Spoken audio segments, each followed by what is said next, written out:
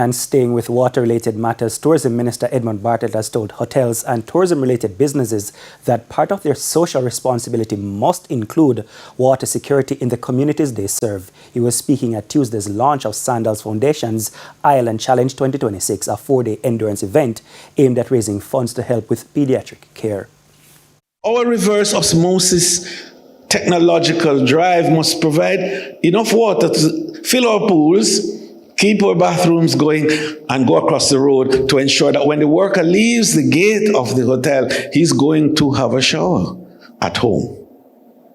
And when he's there, the children are having a shower too.